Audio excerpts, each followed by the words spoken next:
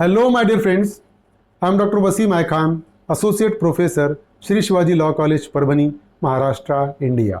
So today we will discuss the last part of the topic of charge, which is a part and parcel of Bharatiya Nagrik Suraksha Sanhita. Joinder of charge, section 241 to 247 we will discuss under this particular lecture. तो आज हम section 241 से 247 joinder of charge discuss करने वाले हैं.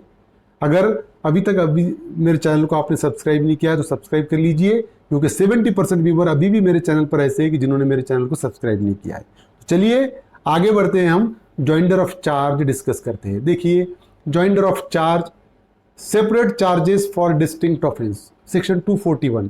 General rule क्या है? Section 241 ये कहता है, for every distinct offence there should be a separate charge and every such charge should be tried separately. This is the general rule. For every distinct offense there should be a separate charge, and whenever the separate charge is framed then the trial should be conducted separately. That is the general rule. कि अगर offence अलग अलग है तो charge भी अलग अलग frame होगा, चार्ज अलग अलग फ्रेम हुआ तो ट्रायल भी अलग अलग ही चलेगा. ये जनरल रूल है, जनरल रूल को एक्सेप्शन होते हैं. Provided when the accused by an application in writing so desires, the magistrate may try together all or any number of the charges framed against such person. So accused may make an application, and if it will not prejudice the interest of either party, then court can conduct the court can frame a charge together of many offenses. कभी कभी क्या होता है, एक से ज्यादा offence accused ने करे वाले हैं. उस सिचुएशन में अक्यूज्ड ये एप्लीकेशन कर सकता है कोर्ट को कि मेरे 3-4 चार्जेस हैं, ये एक ही साथ चार्ज फ्रेम करो और इसका ट्रायल एक ही साथ चलाओ, क्योंकि मेरे लिए कन्वीनियंट होगा. अगर वो किसी भी पार्टी के इंटरेस्ट को अफेक्ट नहीं करता है तो उस सिचुएशन में 3-4 चार्जेस को भी एक साथ फ्रेम किया जा सकता है और एक साथ केस चलाया जा सकता है. ये प्रोवाइडेड दैट में. 2 cases triable by session court. One is instituted on a police report under section 193, another on criminal complaint committed between same transaction. If tried by 2 different courts, chances of different finding and tried separately by the same court. देखिए होता क्या है कि अगर दो, एक tribal bye session court है, एक ही ट्रांजेक्शन में ऑफेंस हुए, एक ट्राइबल बाय सेशन कोर्ट है, दूसरा ट्राइबल बाय लोअर कोर्ट है. अगर ये अलग अलग कोर्ट चलाएंगे तो अलग अलग फाइंडिंग आने के चांसेस है. तो इस सिचुएशन में अगर एक ही कोर्ट में एक ही साथ चार्ज फ्रेम हुआ तो कन्वीनियंटली केस चल सकता है और फाइंडिंग भी प्रॉपर आ सकती है, इसीलिए वो चार्ज ज्वाइंट हो सकता है. अब देखिए, offences of same kind within year में be charge together, section 242. If more than one offence of same kind are committed by the accused within space of 12 months, he may be charged with and tried at one trial for any number them not exceeding 5. Suppose if more than one offense has been committed by a same accused within 1 year, within 12 months, then more than one offense can be tried together, can be charged together and can be tried together, but not exceeding 5 offenses. कि अगर एक साल में 5 offence तक अगर किसी एक accused ने अलग अलग ऑफेंस किया, सेम काइंड के एक ही जैसे ऑफेंस किया 5 तक, तो उस सिचुएशन में ये 5 ऑफेंस का चार्ज एक साथ फ्रेम हो सकता है और एक साथ उसका ट्रायल चल सकता है. Offenses are of same kind when they are punishable with the same amount of punishment. Offenses of same kind किसको बोलेंगे हम? If the amount of punishment is same, then those offenses are called as the offenses of same kind. कि अगर punishment same है offense की, suppose कुछ offenses अलग अलग है, theft 3 साल की सजा, hurt 3 साल की सजा, same kind माना जाएगा. Like that, punishment same, offenses of same kind माना जाएगा. Provided that section 303 और 305 of same kind. बीएनएस के सेक्शन 303 और 305 सेम काइंड के ऑफेंस है, ऐसा इस सेक्शन में बताया गया है. थेफ्ट और थेफ्ट इन ड्वेलिंग हाउस ये सेम काइंड के ऑफेंस है. Trial for more than one offence, section 243. देखिए, if more than one offence is committed in the course of same transaction then there may be joint charges for 2 distinct offence. कब होगा? Trial for more than one offence, if more than one offence is committed in the course of same transaction. एक से ज्यादा offence एक ही transaction में अगर हुए, they may be joint charges for 2 distinct offences. तो डिस्टिंक्ट ऑफेंसेस है, उसका ज्वाइंट चार्ज हो सकता है क्योंकि एक ट्रांजेक्शन में ऑफेंस हुए हुए. ठीक है.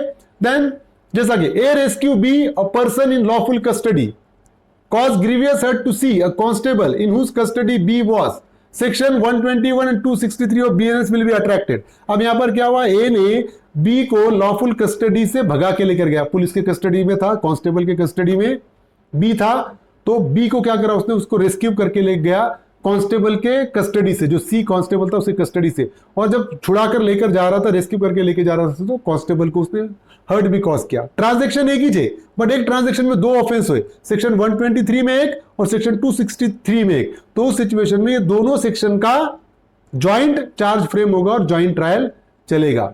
ए commits robbery and by doing so voluntarily causes hurt to him. A ने रॉबरी किया बी पे, और रॉबरी करते हुए उसको हर्ट भी कॉज किया। दो सेक्शन अलग अलग है, रॉबरी का सेक्शन, हर्ट का सेक्शन, लेकिन ट्रांजैक्शन एक ही है, तो ज्वाइंट चार्ज फ्रेम हो सकता है और ज्वाइंट ट्रायल चल सकता है। देखिए दूसरा सिनेरियो जिसमें trial for more than one offence है, offence of criminal misappropriation of property और criminal breach of trust and their companion offenses of falsification of account may be tried at one trial for every such offense. Criminal breach of trust, criminal misappropriation of property या उसका associated offense जो कि falsification of account है, इसका charge एक ही साथ frame हो सकता है और एक ही ट्रायल में केस चल सकता है। Same act falling under different definition of offence, एक ही एक्ट है लेकिन वो एक ही एक्ट अलग अलग डेफिनेशन में अगर आ रहा होगा, तो उस सिचुएशन में क्या होगा कि if an act constitute an offense under two or more separate definition of law in force, the person may be charged with and tried at one trial of each of the offense. Act एक ही है लेकिन दो अलग अलग definition में उसका act आ रहा होगा, दो अलग अलग ऑफेंस हो रहे होंगे उसके एक ही एक्ट के लिए, तो दोनों ऑफेंस का चार्ज फ्रेम होगा, एक ही साथ चार्ज फ्रेम होगा, एक ही साथ उसका ट्रायल चलेगा। एग्जाम्पल के तौर पे देखिए, A wrongfully strikes B with a cane, A ने केन से, छड़ी से बी को मारा।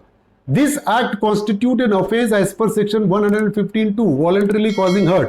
ये वॉलंटरली कॉजिंग हर्ट का भी डिफेंस ऑफेंस हो रहा है, as well as section 131, section 131 का भी ऑफेंस हो रहा है, जैसा कि असॉल्ट और criminal force other than on grave provocation. अगर मैं लकड़ी से आपको मारूं तो हर्ट का भी ऑफेंस हो रहा है और असॉल्ट भी हो रहा है। दो सेक्शन अलग अलग है, यहां पर दो ऑफेंस अलग अलग हुए लेकिन एक्ट एक ही थे, मैंने अलग अलग एक्ट नहीं किया, एक ही एक्ट हो रहा है लेकिन दो सेक्शन अट्रैक्ट हो रहे हैं, तो यहां पर वो दोनों सेक्शन का चार्ज मेरे अगेंस्ट में एक ही साथ फ्रेम होगा और एक ही साथ केस चलाया जाएगा सेम ट्रायल पे। और एक चीज है, acts forming an offence also constituting different offence when taken separately और इन ग्रुप सेक्शन।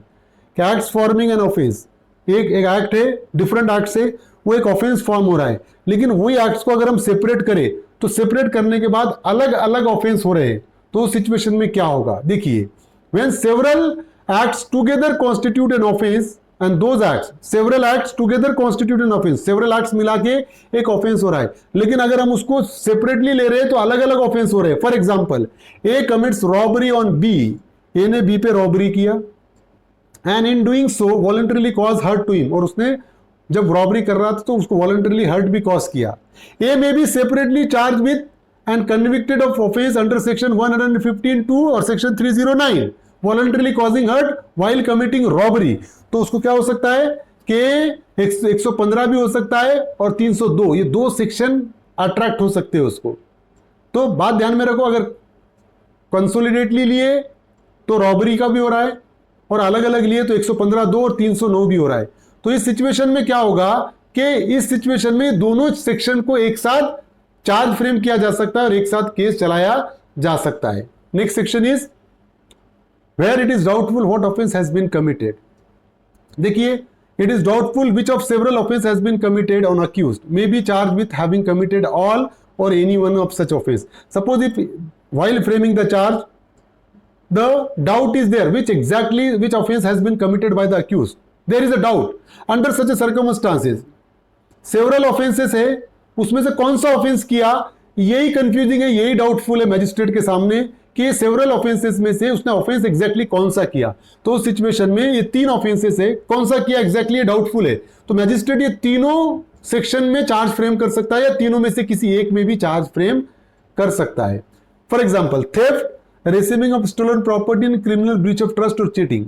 एक प्रॉपर्टी है किसी पर्सन के पास, अब मैजिस्ट्रेट को ये डाउट है कि उसने इस प्रॉपर्टी से रिलेटेड कौन सा ऑफेंस किया, उसने चोरी किया या चोरी का माल है ये पता होते हुए अपने पास रखा, या उसने चीटिंग किया या ब्रीच ऑफ ट्रस्ट किया, कौन सा एग्जैक्टली ऑफेंस किया ये डाउटफुल है। तो उस सिचुएशन में मैजिस्ट्रेट क्या कर सकता है, ये चारों मतलब theft, stolen property, cheating, criminal breach of trust, चारों का चार्ज फ्रेम कर सकता है या चारों में से किसी एक का भी चार्ज फ्रेम कर सकता है। If the accused is charged with one offence and he committed a different offense, he can be punished even though he was not charged with it. Suppose if the accused is charged with a particular one offense and he has committed other offense and in which the charge has not been framed, so the court is having a power to pass the order of punishment in that particular charge also. बात ध्यान में रखो, ये चार जो ऊपर अपन ने discuss किए, चोरी किया या चोरी का माल पता होते हुए अपने पास रखा या चीटिंग किया, आप कोर्ट ने क्या किया, चोरी के चार्जेस उसके अगेंस्ट में फ्रेम कर दिया। अब हुआ ऐसा कि जब केस चला तो प्रूव ये हुआ कि उसने चोरी नहीं किया बल्कि रिसीविंग ऑफ स्टोलन प्रॉपर्टी का ऑफेंस किया। अब क्वेश्चन यहां पर यही है कि रिसीविंग ऑफ स्टोलन प्रॉपर्टी के चार्जेस तो फ्रेम किए ही नहीं गए उस पर्सन के अगेंस्ट में, लेकिन सेक्शन 244 ये कहता है भले ही charge receiving of stolen property का फ्रेम नहीं हुआ फिर भी रिसीविंग ऑफ स्टोलन प्रॉपर्टी में उसको सजा सुनाई जा सकती है, क्योंकि ये डाउटफुल था कि कौन सा ऑफेंस उसने किया, ये डाउटफुल, तो इस बेस पे चार्ज फ्रेम नहीं भी हुआ फिर भी उसको सजा सुनाई जा सकती है। Next section is section 245, when offence proved included in offence charge, when a person is charge with an offence and facts are proved which reduce it to minor offence, he may be convicted of minor offence although he is not charge with it. Accuse पे charge एक offence का frame हुआ लेकिन जो offence prove हुआ वो reduced हुआ, मतलब लेस सीरियस ऑफेंस प्रूव हो गया, तो उसको लेस सीरियस ऑफेंस में भी सजा सुनाई जा सकती है भले ही वो लेस सीरियस ऑफेंस का चार्ज उस पे फ्रेम हुआ है या नहीं हुआ है। देखिए, when a person is charge with an offence he may be convicted of an attempt to commit such act although the attempt is not separately charged। अगर पर्सन पे ऑफेंस किया, इसके चार्जेस फ्रेम हो गए लेकिन बाद में प्रूव हुआ कि उसने अटेम्प्ट किया, तो अटेम्प्ट का तो चार्ज फ्रेम नहीं हुआ था लेकिन अटेम्प्ट में उसको पनिशमेंट सुनाई जा सकती है। सेक्शन 245 इसको क्लियर करता है। अब देखिए यहां पर है A is charge under section 117 sub clause 2, 117 sub clause 2 में चार्ज फ्रेम हुआ जिसमें 7 साल तक की सजा है बीएनएस के, with causing grievous hurt. He proves that he acted on sudden and grave provocation, उसने प्रूव किया कि उसने जो हर्ट कॉज किया वो ग्रेव एंड सडन प्रोवोकेशन में किया, and he may be convicted under section 122 कि उसको 122 में सजा हो सकती है बीएनएस के, extend to 5 years and fine up to 10,000 rupees. तो 122 में कितनी सजा है, 5 साल तक की सजा और 10,000 रुपए तक का फाइन। अब बात ध्यान में रखो, चार्ज फ्रेम हुआ 117 में लेकिन प्रूव हुआ 122 का तो उस सिचुएशन में कोर्ट सजा उसको सेक्शन 122 में भी सुना सकता है भले ही 122 में चार्ज फ्रेम हुआ हो या ना हुआ हो। सेक्शन 246, व्हाट पर्सन में बी चार्ज ज्वाइंटली, कौन से पर्सन को ज्वाइंट चार्ज फ्रेम कर सकते हैं। देखिए, person accused of same offence committed in the course of same transaction, 5 लोगों ने मिलकर एक ही ऑफेंस किया, एक ही ट्रांजैक्शन में किया, पांचों का एक साथ चार्ज फ्रेम हो सकता है और एक साथ ट्रायल चल सकता है। दूसरा, the person accused of an offence and person accused of an abetment of और attempt to commit such offence, एक पर्सन ने ऑफेंस किया, दूसरे ने अटेम्प्ट किया, तीसरे ने अबेटमेंट किया उस ऑफेंस का, ये तीनों का एक साथ चार्ज फ्रेम हो सकता है, एक साथ ट्रायल चल सकता है। Person accused of more than one offence of same kind, जो सेक्शन 242 में हमने देखी कि एक ही पर्सन ने एक ही तरीके के एक साल में एक से ज्यादा ऑफेंस किया, वो सारे ऑफेंस का एक साथ चार्ज फ्रेम हो सकता है और एक साथ ट्रायल चल सकता है। Person accused of different offences committed in course of same transaction, एक ही ट्रांजैक्शन में डिफरेंट ऑफेंसेस किया।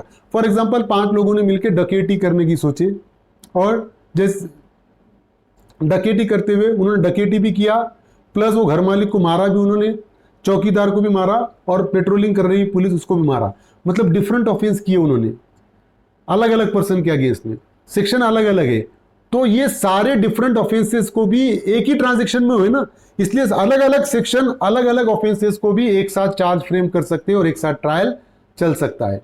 देखिए next one is a person accused of an offence of theft, extortion, cheating and criminal misappropriation, and person accused of receiving or retaining or assisting in the disposal of concealment of property, possession of which is alleged to have been transferred by any such offense committed by the first named person, or of abatement of or attempting to commit any such last named offense।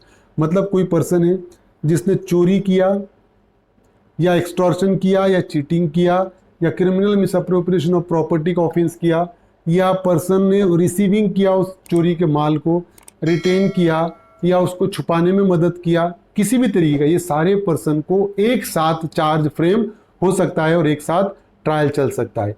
Next one is person accused of offence under section 317(2) and 5 assisting in concealment of stolen property. समझ रहे हो, चोरी किया उसको और जिसने चोरी का माल करने में छुपाने में उसकी मदद की, दोनों का चार्ज एक साथ फ्रेम हो सकता है और एक साथ ट्रायल चल सकता है ना। Next one is person accused of any offence under chapter 10 of BNS relating to counterfeit coin and person accused of any other offense under the said chapter relating to the same coin or of abatement of or attempting to commit any such offense, and the provision contained in the format part of this chapter shall so far as may be applied to all such charges। तो ये जो offence है relating to coin, इसका person जो offence कर रहा है, offence करने में मदद कर रहा है या अबेटमेंट कर रहा है या अटेम्प्ट कर रहा है, वो सारों का चार्ज एक साथ फ्रेम हो सकता है और एक साथ ट्रायल चल सकता है। Provided that where number of persons are charged with separate offences and such persons do not fall within any of the categories specified in this section, the magistrate or court of session may, if the person by an application in writing so desires, and if he is or it is satisfied that such person would not be prejudicially affected thereby and it is expedient so to do, try all such persons together। इनके अलावा भी अगर कोई ऐसे person है कि जो application करते हैं कि हमारा जॉइंट ट्रायल चलाओ, और वो अगर किसी के भी इंटरेस्ट को अफेक्ट नहीं कर रहा है, तो उस सिचुएशन में उसका जॉइंट ट्रायल चलाया जा सकता है। Withdrawal of remaining charges on conviction on one of several charges, section 247, where when charge containing more head than one is framed against the same person and when a conviction has been had on one or more them, the complainant or other officer conducting the prosecution may with the consent of the court withdraw the remaining charges। अगर accused पे एक से ज़्यादा section के charges है और एक section में उसको अगर सज़ा हो जाती है, एक से ज़्यादा सेक्शन में सज़ा हो जाती है, तो कंप्लेनेंट जो है या प्रोसिक्यूशन कोर्ट के कंसेंट के साथ जो रिमेनिंग चार्जेस है उसको विड्रॉ कर सकता है ना, कोर्ट के कंसेंट के साथ। Such withdrawal shall have effect of an acquittal on such charge, जो चार्जेस से विड्रॉ कर दिए उसका इफेक्ट एक्विटल होगा, वो चार्जेस में कोर्ट उसको एक्विटल सुना देगा, किसको, अक्यूज्ड को। तो यही था लास्ट पार्ट चार्ज का। उम्मीद करता हूँ कि आपको समझ में आ गया होगा। समझ में आया तो मेरे चैनल को सब्सक्राइब कीजिए और इस लेक्चर को ज़्यादा से ज़्यादा स्टूडेंट तक शेयर कीजिए। Thank you very much.